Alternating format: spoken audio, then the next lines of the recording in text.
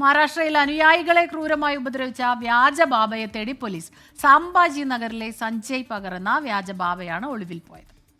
ശ്രീനാഥെ, good morning again. അപ്പോൾ ഇവിടെ സാധാരണഗതിയിൽ ഈ അനുയായികളെ അങ്ങനെ ഉപദ്രവിക്കുന്നതായിട്ടൊന്നും കേട്ടിട്ടില്ല. പക്ഷേ ഇതെന്താണ് സംഭവിച്ചത്?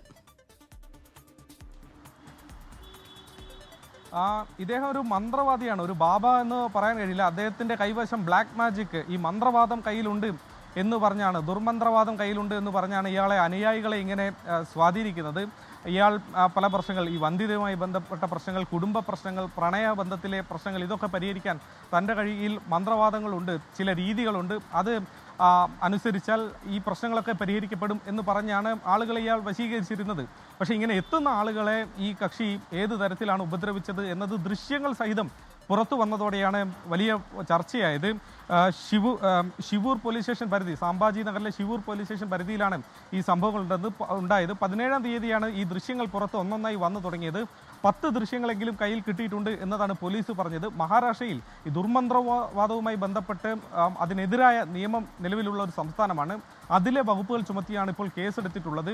ദൃശ്യങ്ങൾ ഞെട്ടിക്കുന്നതാണ്. ഒരു അനുയായിയെ അദ്ദേഹത്തിൻ്റെ വായിൽ തിരുകാൻ ശ്രമിക്കുന്നു, അദ്ദേഹത്തെ നിലത്ത് കിടത്തി ചവിട്ടുന്നു, അദ്ദേഹത്തിൻ്റെ കഴുത്തിൽ ചവിട്ടി ഇങ്ങനെ പിടിച്ചിരിക്കുകയാണ്.